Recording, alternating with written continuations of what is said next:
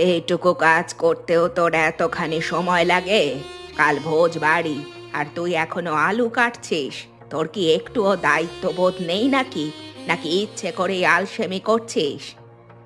মা ঠাকুরুন, রাত থেকে শরীরটা আমার খুব খারাপ। গা পুড়ে যাচ্ছে জ্বরে, চোখে অন্ধকার দেখছি। তবুও কাজ ফেলে যায়নি, ভোর থেকেই বসে আছি। গরিবের আবার শরীর খারাপ কিসে রে? ওসব আমাদের মতো মানুষদের মানায়, তোদের না। পেট খালি থাকলে সব অলসতা এমনিই পালাবে। সব কাজে ফাঁকি দেওয়ার ধান্দা। মনে হচ্ছে আমি বুঝি না যেন। আপনি এমন অপবাদ দেবেন না মা ঠাকুরুন। আমি কোনোদিন কাজে ফাঁকি দিইনি। শরীরটা এতটাই কাঁপছে যে বটিটা ধরতেই হাত অবশ হয়ে আসছে। ঢং রাখ তোর।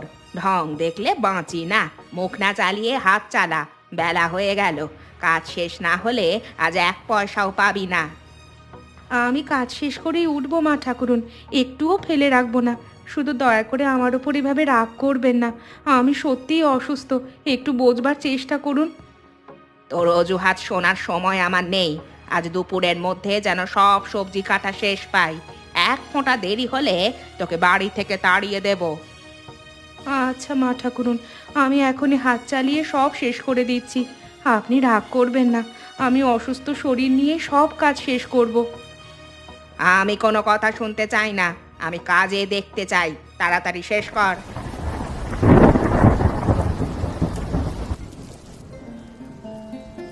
আজও কোনো কাজ পেলাম না হেমা। সারা দিন হাটে বাজারে ঘুরলাম, কিন্তু কেউ একটা কাজের মুখ দেখালো না। বাজারে সবাই বলছে বৃষ্টিতে সব কাজ বন্ধ। আমি জমিদার বাড়ি থেকে একটু বাসি ভাত এনেছি। আজ এটুকু দিয়েই রাত কাটাতে হবে আমাদের। এছাড়া তো ঘরে আর এক দানাও চাল অবশিষ্ট নেই গো। তোমাকে ওরা এত খাটায়, তবু দুমুঠো ভালো খাবারও দেয় না। আমার বুকটা ফেটে যায় তোমাকে এমন কষ্ট করতে দেখে। আমি এক অপদার্থ স্বামী, আমি তোমার জন্য কিছুই করতে পারলাম না। তুমি ভেঙে পড়ো না, দিন আমাদেরও বদলাবে। ওপরওয়ালা মুখ তুলে তাকাবেনি একদিন। তুমি ধৈর্য হারিও না গো, যা আছে দুজনায় ভাগ করে খেয়ে নি। এই ভাঙা ছাদ দিয়ে জল পড়ছে, তোমার শরীরটাও ভালো নেই। আমি যদি ঠিকঠাক কামাই করতে পারতাম তবে তোমাকে ওখানে যেতে দিতাম না, কিন্তু আমি যে কিছুই করতে পারছি না। আমার কপালটাই খারাপ। তুমি নিজের ভাগ্যকে দোষ দিও না বিমল।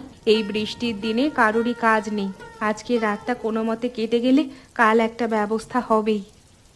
জমিদার বাড়ির মানুষগুলো বড় নিষ্ঠুর, তোমাকে অসুস্থ শরীরেও খাটিয়ে মারে। একটু ভালো খাবার দিলে ওদের ওদের ভান্ডার কোনো দিন ফুরিয়ে যেত না, কিন্তু ওরা আমাদেরকে মানুষ মনে করে না।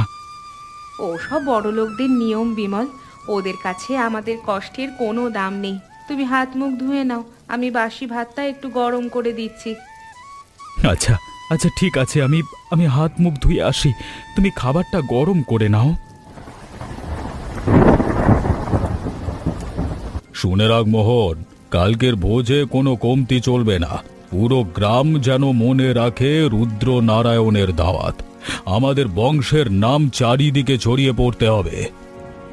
সব প্রস্তুতি চলছে বাবু, শুধু শহর থেকে মাংসের গাড়িটা এখনো পৌঁছায়নি। রাস্তাঘাটের অবস্থা খুব খারাপ, বৃষ্টিতে কাদা হয়ে গেছে চারিদিক। সময় মতো না এলে কিন্তু সর্বনাশ হয়ে যাবে। বড় বড় বাবুরা আসবেন কালকে, পাতে যেন সেরা মাংস পড়ে। আমার মান সম্মানের বড় প্রশ্ন এটা, কোনো ভুল করা চলবে না। চালক বলেছে সে দুপুরের মধ্যে নদী পার হয়ে চলে আসবে বাবু। আমি ঘাটে লোক পাঠিয়েছি তদারকি করার জন্য। গাড়ি আসলেই খবর পেয়ে যাব, আপনি কোনো চিন্তা করবেন না। কোনো অজুহাত আমি শুনবো না মোহন। মাংসের গাড়ি যেন কোনোভাবেই আটকে না থাকে। তুই নিজে দাঁড়িয়ে থেকে সব তদারকি করবি। হ্যাঁ বাবু, আমি সব ব্যবস্থা নিজের চোখে দেখেছি, কোনো কমতি থাকবে না। বাবুর্চিদের সব মশলাপাতি গুছিয়ে রাখতে বলে দিয়েছি। যদি কালকের ভোজে কোনো গোলমাল হয় তবে তোর চাকরি থাকবে না মোহন। আমাদের জমিদার বংশের সম্মান যেন মাটিতে না মেশে। চাকরি তো যাবেই, তারপরে তোর কি অবস্থা হবে বুঝতেই তো পাচ্ছিস। আপনি নিশ্চিন্তে থাকুন বাবু, আমি নিজের জীবন দিয়ে হলেও সব ঠিক রাখবো। কোনো দিক থেকে কোনো ত্রুটি কেউ ধরতে পারবে না। আমি এটাই চাই, ভালোভাবে কাজটা কর।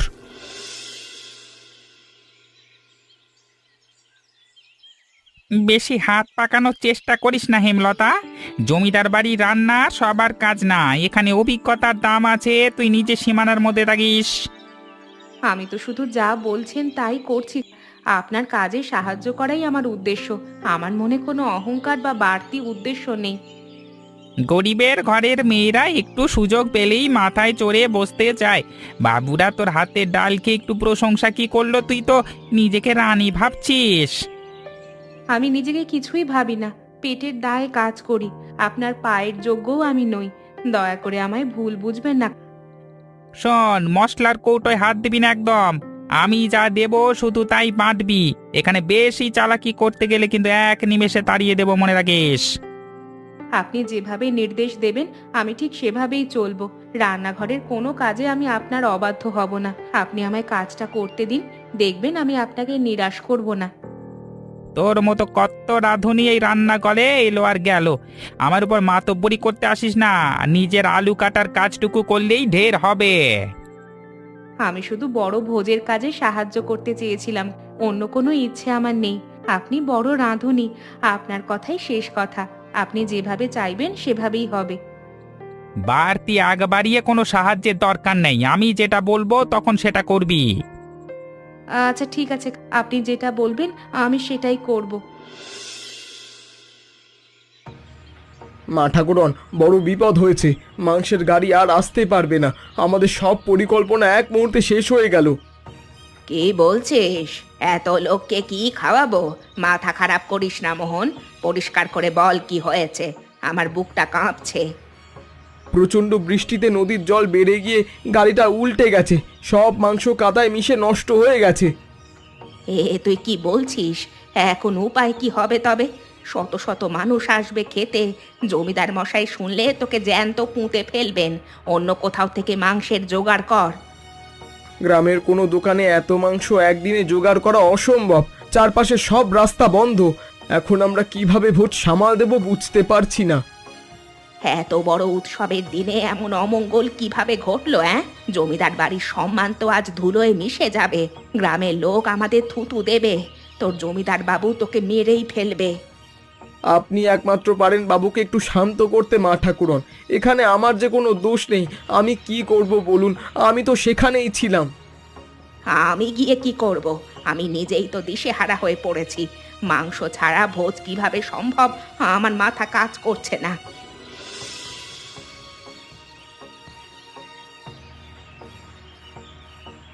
মা ঠাকুরুন, আমি একটা রান্না জানি। যদি আপনারা বড় বিপদে পড়েন তবে আমি একটা চেষ্টা করে দেখতে পারি, হয়তো এতে সম্মান বাঁচবে। এখন আবার তোর কি বুদ্ধি? বড় বড় পণ্ডিতেরা যেখানে হাত তুলে দিয়েছে সেখানে তুই এক কি করবি? মেজাজ গরম করিস না আমাদের। যদি অনুমতি দেন আমি এমন একটা নিরামিষ রান্না করতে পারি যেটা খেলে সবাই মাংস ভেবে ভুল করবে। কেউ ধরতেই পারবে না এটা আসল মাংস নয়। তুই কি পাগল হয়েছিস নাকি আমাদের পাগল পেয়েছিস? নিরামিষ খেয়ে মানুষ খাসির মাংসের স্বাদ পাবে? এও কি কখনো সম্ভব? আমার ওপর একটিবার ভরসা রাখুন মা ঠাকুরুন, ঠকবেন না। আমার ঠাকুমা এই বিশেষ রান্নার পদ্ধতি আমাকে শিখিয়েছিলেন, যা আজ কাজে লাগবে। আপনি একটা সুযোগ দিয়ে দেখুন আমাকে। ঠিক আছে, তুই যদি আমাদের সবার সামনে লজ্জিত করিস তবে কিন্তু তোর কপালে অনেক বড় শাস্তি আছে হেমলতা। ভালো করে ভেবে দেখ। আমি নিজের জীবন দিয়ে দেব যদি বাবুদের সম্মান নষ্ট হয়। আমায় শুধু সুযোগ দিন। আমি এখনই রান্নার কাজ শুরু করতে চাই, আপনি আমাকে অনুমতি দিলে। আচ্ছা, তুই যখন এত বড় কথা বলছিস তবে তোকে একটা সুযোগ দিলাম। কিন্তু মনে রাখিস, যদি কোনো কেলেঙ্কারি হয় তবে রক্ষে নেই। তবে একটা কথা, আমি যেভাবে রান্না করব তার উপকরণ এখানে নেই। আমি বাড়ি থেকে রান্না করে নিয়ে আসি। কোথা দিয়ে রান্না করবি সেটা তোর ব্যাপার, শুধু রান্না ভালো হলেই হবে।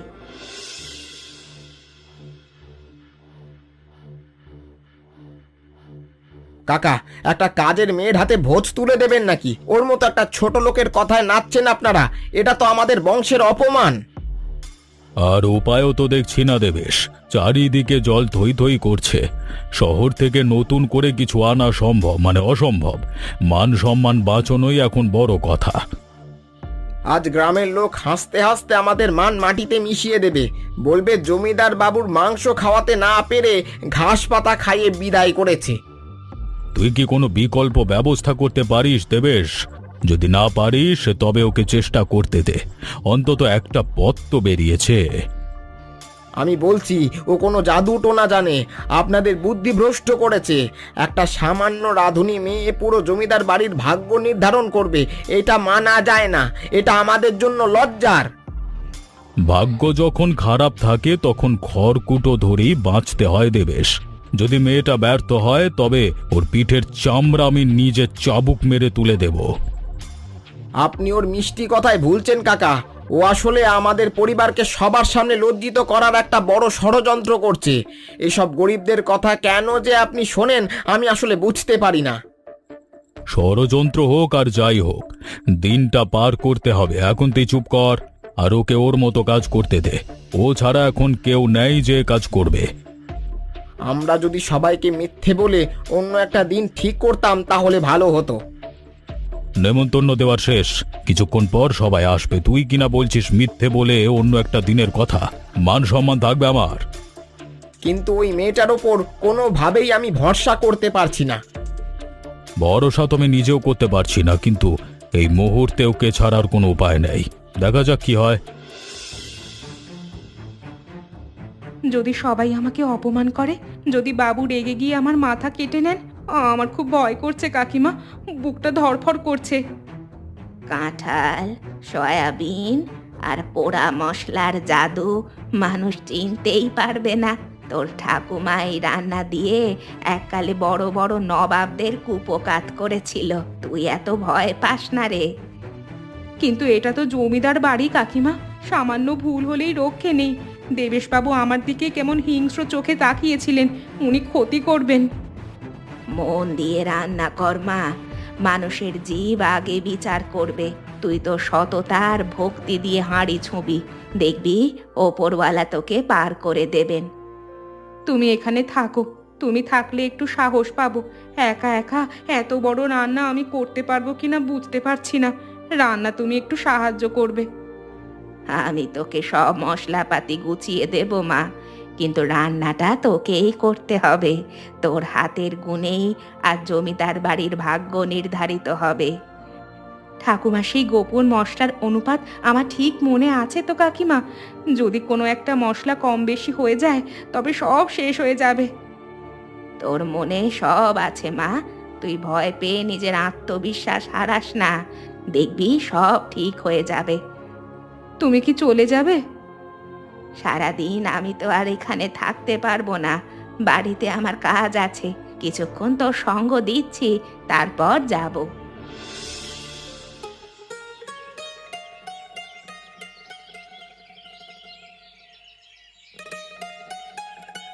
এ কি হেমলতা, আজকে তুমি কি রান্না করছো? বাড়ির দরজা থেকে ঘ্রাণ নাকে আসছে। তোমার না আজকে জমিদার বাড়িতে রান্না করতে যাওয়ার কথা? সেখানে না বিশাল বড় ভোজের আয়োজন করা হচ্ছে। রাতে তুমি বাড়িতে কি করছো? সেখানে তো বিশাল বড় কাণ্ড হয়েছে। সেখানে আবার কি কাণ্ড হয়েছে? আমি তো কিছু শুনলাম না। জমিদার বাড়ির মাংসের গাড়ি রাস্তা থেকে আসার পথে সমস্ত মাংস গাড়ি সহ উল্টে গেছে, সব কিছু নষ্ট হয়ে গেছে। ও আচ্ছা, সেই জন্য তুমি বাড়ি চলে এসেছো। আজকে তোমার ছুটি, কিন্তু তারা তো নিশ্চয়ই লজ্জার সম্মুখীন হয়েছে, তাই না? আরে না না, আমার ছুটি নয়, তাদের মান ইজ্জত চলে যাবে, সেজন্য কি করবে কিছুই বুঝতে পারছিল না। আমি সাহায্য করার জন্য এগিয়ে গিয়েছি। তুমি তাদেরকে কিভাবে সাহায্য করবে কিছুই তো বুঝতে পারলাম না। ঠাকুমা যখন বেঁচে ছিল তখন আমাকে একটা বিশেষ রান্না শিখিয়েছিল। মাংসের জায়গায় আমি সেই নিরামিষটাই রান্না করছি, কেউ আর মাংসের তফাৎ বুঝতে পারবে না। ও আচ্ছা, তুমি সেটাই রান্না করছো এখন? হ্যাঁ, আমি সেটাই রান্না করছি। সেখানে তো আর রান্না করার উপকরণ ছিল না, সেজন্য বাড়িতে চলে এলাম। কিন্তু এত মানুষের রান্না তুমি একা হাতে সামলাতে পারবে তো? কোনো সমস্যা নেই, রান্না তো প্রায় হয়েই গেছে।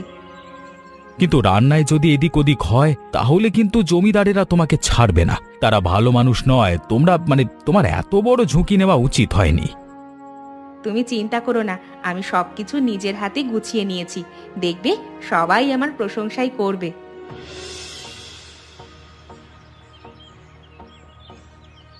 কিরে হেমলতা, তাড়াতাড়ি তোর রান্না হয়ে গেল? তুই না কিছুক্ষণ আগেই এখান থেকে গেলি, এত তাড়াতাড়ি কিভাবে রান্না করলি শুনি? আমার রান্না করতে বেশি সময় লাগে না, তার উপর আজকে রাতে আপনাদের ভোজ, সব কিছু মাথায় রেখে দ্রুত রান্না করার চেষ্টা করেছি। দ্রুত রান্না করতে গিয়ে রান্না আবার খারাপ করে ফেলছিস না তো? তোকে কিন্তু আগেই বলেছি, রান্না খারাপ হলে তোর অবস্থা কিন্তু খারাপ হয়ে যাবে। এটা আপনি কেমন কথা বলছেন? আমার স্ত্রী এত কষ্ট করে আপনাদের জন্য রান্না করলো, আপনাদের জন্য কাজ করলো, এখন কিনা আপনি ওকে হুমকি দিচ্ছেন? কিরে হেমলতা, তুই তো স্বামীকে এখানে নিয়ে এসেছিস কেন? তোর স্বামী কার সাথে কথা বলছে ভুলে যাচ্ছে নাকি? তুমি এখানে কথা বলছো কেন? তুমি একটু চুপ করে থাকতে পারো না? আমি আসলে এত বড় হাঁড়ি একা আনতে পারছিলাম না, তো সেজন্য আমার স্বামী আমাকে সাহায্য করেছে। সাহায্য করেছে ভালো কথা, এখানে চুপচাপ দাঁড়িয়ে থাকবে। এত কথা বলছে কেন? ও বুঝতে পারেনি, ওর ভুল হয়ে গেছে, ওকে ক্ষমা করে দিন। তা তোর রান্নার অবস্থা কি রকম হয়েছে দেখি তো। এটা কি রান্না করেছিস? দেখতে এমন দেখাচ্ছে কেন? তবে ঘ্রাণটা খুবই ভালো আসছে। আপনি চিন্তা করবেন না, এটা দেখতে যেমনই হোক খেতে খুবই দারুণ হবে। কেউ বুঝতেই পারবে না মাংস খাচ্ছে নাকি অন্য কিছু। ঠিক আছে, সবাই যদি প্রশংসা করে তাহলে তোর কপালই ভালো। প্রশংসা করতে অবশ্যই বাধ্য হবে। আপনি দেখে নিন, আমি তাহলে এখন একটু বাড়ি যাই, রাতে চলে আসব। সারাদিন আমার উপর দিয়ে অনেক ধকল গেছে। পালাচ্ছিস নাকি তুই ভয়ে? আমি পালাবো না, আপনি আমাকে ভালো করেই চেনেন। আমি পালানোর মেয়ে না, আমি গোসল করেই ফিরে আসব। আচ্ছা ঠিক আছে।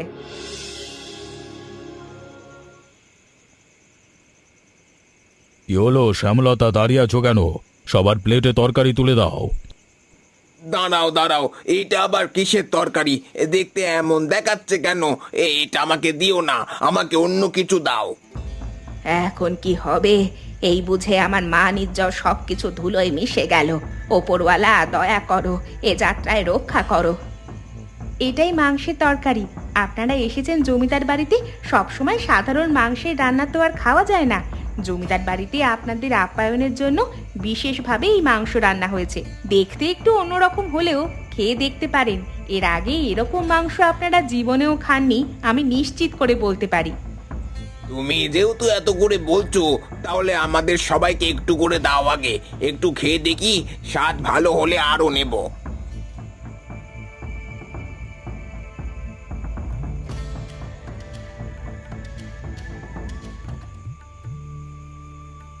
এটা কি রান্না করেছে হেমলতা? এই রান্নার প্রশংসা আমি নিজে না করে আর থাকতে পারছি না। কি দিয়ে কি করলো? এটা যে মাংস না সেটা তো কোনোভাবেই বোঝা যাচ্ছে না। এই মেয়ে, তুমি দাঁড়িয়ে আছো কেন? তাড়াতাড়ি এই তরকারিটা আমার প্লেটে দাও। এর আগে এরকম মাংসের তরকারি আর কোনোদিন খাইনি। এই রান্না কে করেছে আমাদের জন্য? যে আমাদের সবাইকে খাবার তুলে দিয়েছে, এই হেমলতাও নিজের হাতে এটা রান্না করেছে। এই সব কি বলছেন? এত সুস্বাদু রান্না এই মেয়েটা রান্না করেছে? এর আগে আমি কখনো এত সুস্বাদু রান্না খাইনি। এই তরকারিটা বক্সে করে কিছুটা আমাকে দিয়ে দেবেন, বাড়িতে গিয়ে সবাইকে খাওয়াবো। যথেষ্ট তরকারি রয়েছে, কোনো চিন্তা করবেন না। আপনারা নিজেদের ইচ্ছা মতো খান, বাড়ির জন্যও নিয়ে যাবেন।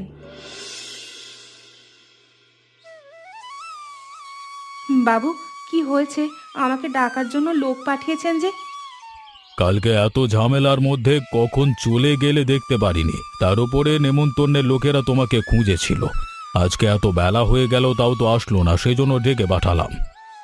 কালকে অনেক কাজ করেছি তো, সেজন্য শরীর খারাপ লাগছিল, একটু ঘুমিয়েছিলাম। কালকে তোমার জন্য আমাদের সম্মান বেঁচেছে, সবাই তোমার রান্নার প্রশংসা করেছে। তুমি যেটা রান্না করেছিলে কেউ বুঝতেই পারিনি সেটা মাংস নয়। আমি আপনাদের নুন খেয়েছি, আপনাদের সম্মান করা আমার দায়িত্ব। তুই তোর দায়িত্ব পালন করলেও আমরা আমাদের দায়িত্ব কখনো পালন করিনি। তুই আমাদেরকে ক্ষমা করে দে, আমরা তোর সাথে অনেক খারাপ ব্যবহার করেছি। ক্ষমা চাইছেন কেন? আমরা গরিব মানুষ, আমাদের সাথে খারাপ ব্যবহার করাই স্বাভাবিক। আমরা এমনিতেই লজ্জিত, আমাদের আর লজ্জা দিস না। আমরা ক্ষমা চাচ্ছি তোর কাছে। কালকের অতিথিরা তোমার জন্য পুরস্কার রেখে গেছে, তারা তোমার রান্নায় মুগ্ধ হয়েছে। আমার তরফ থেকেও তোমার জন্য একটা পুরস্কার আছে।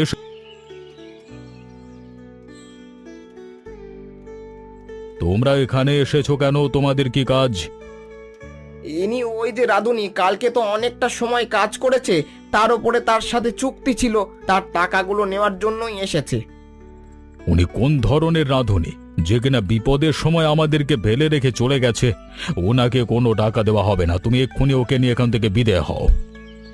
সামান্য ওই কাজের মেয়েটাকে এতগুলো টাকা দিচ্ছ, আর এই লোকটা এত কষ্ট করেছে, তাকে টাকা দেবে না? সামান্য এই কাজের মেয়েটার জন্য আমার সম্মান রক্ষা হয়েছে, আর তোমার ওই ভালো রাঁধুনি পালিয়ে গেছিল। এখনই ওকে নিয়ে এখান থেকে বেরিয়ে যা, না হলে কিন্তু। বলো তো বন্ধুরা, হেমলতা মাংসের জায়গায় কি রান্না করেছিল? এমন মজার মজার গল্প দেখতে চাইলে আমাদের চ্যানেলকে সাবস্ক্রাইব করতে ভুলবেন না।